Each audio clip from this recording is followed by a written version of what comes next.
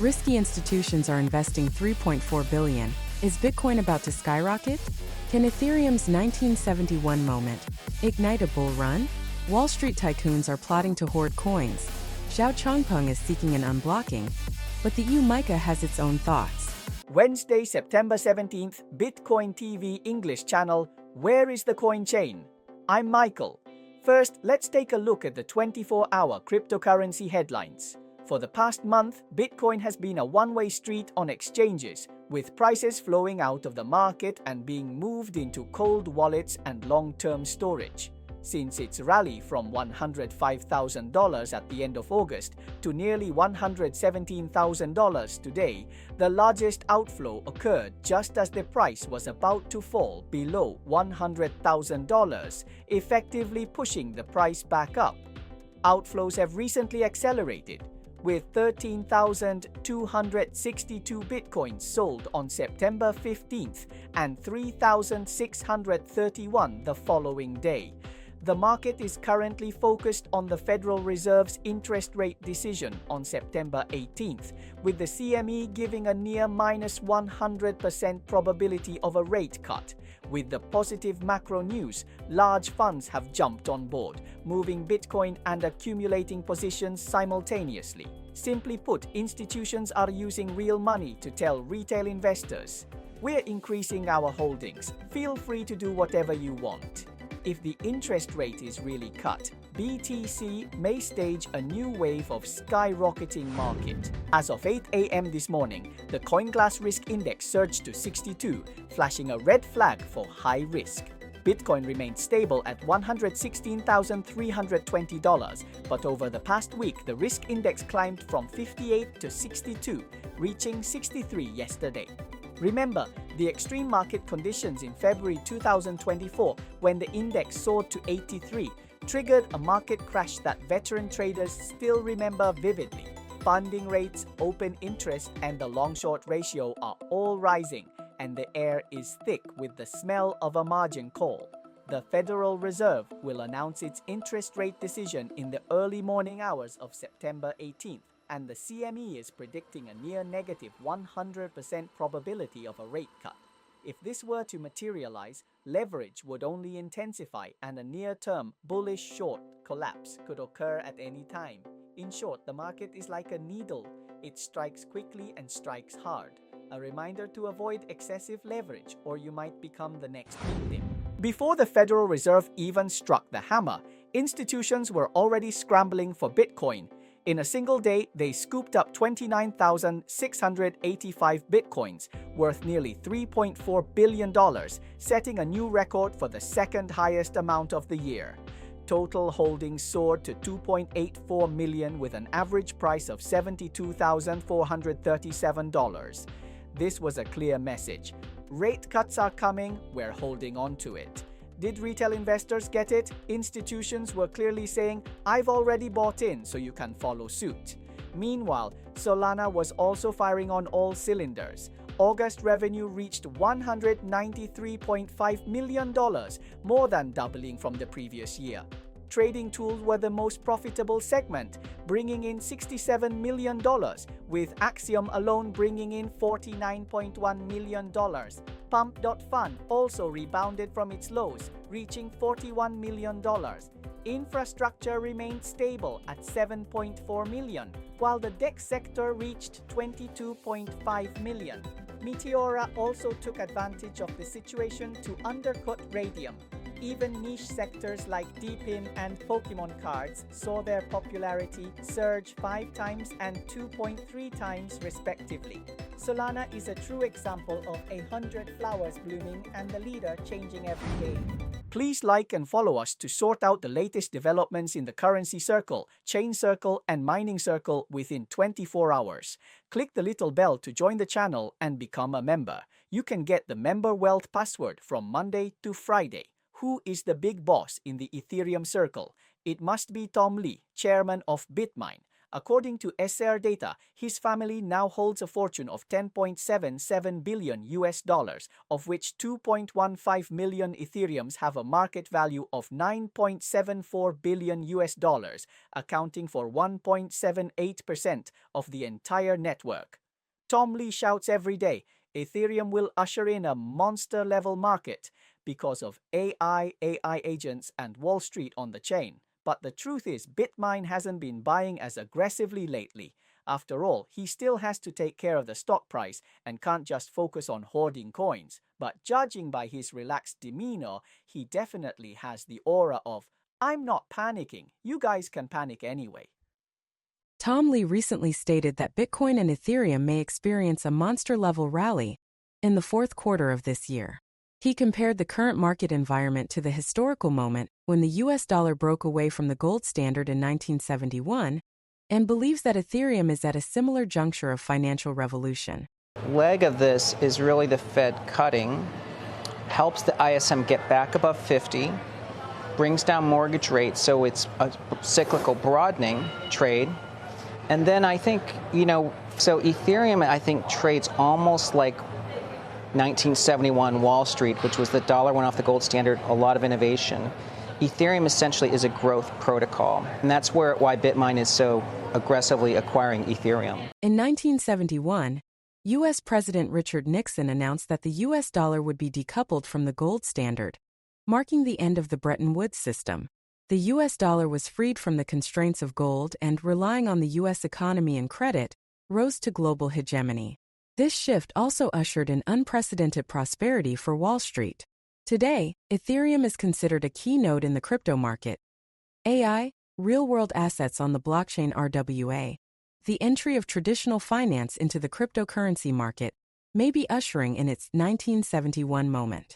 Tom Lee emphasized that over the next 3 months, both Bitcoin and Ethereum are likely to experience significant volatility and surges, becoming one of the most anticipated investment opportunities of the year.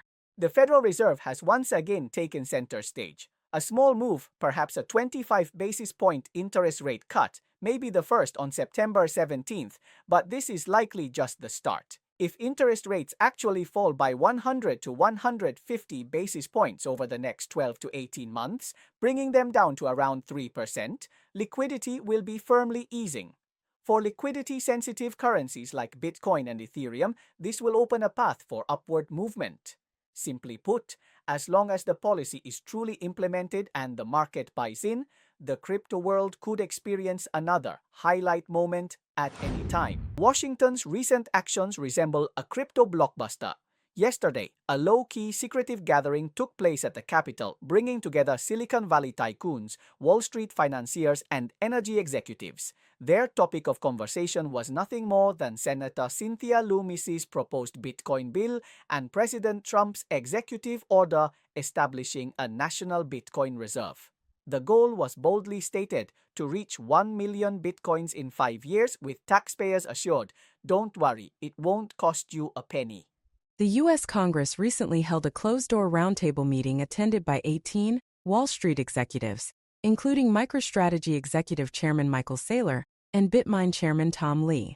The meeting focused on the executive order promoting a strategic Bitcoin reserve.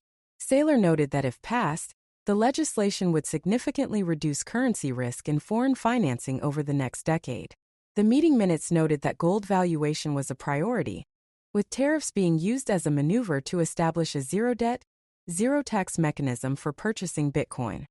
If the US were to truly stuff Bitcoin into national treasuries, this move would undoubtedly cause global unrest. Not only would retail investors, but even governments worldwide would likely join the coin hoarding race, eager to avoid being left behind. Imagine if Bitcoin were locked up in national coffers one country after another, the dollar's dominance could quietly weaken. While legislation hasn't yet been finalized, the implication is clear. The US intends to use Bitcoin as a strategic weapon. The question is, in a few years, will it still be a speculative coin subject to roller coaster fluctuations, or will it still be hard currency safe in central bank vaults? It all depends on how quickly legislation is enacted and how countries follow suit.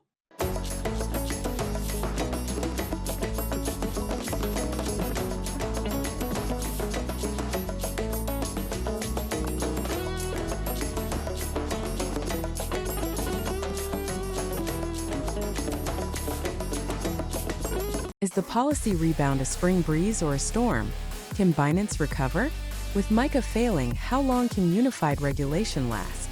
The US is moving incredibly fast. Fresh off the signing of the Genius stablecoin bill, the market structure bill, and anti-CBDC legislation were passed.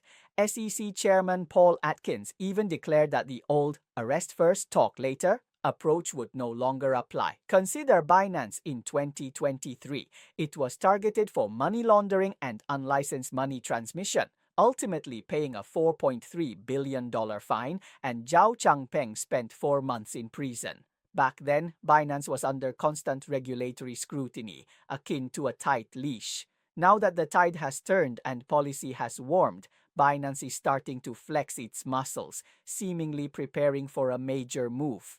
I think I'm a naturally optimistic person. Nothing phases me too much.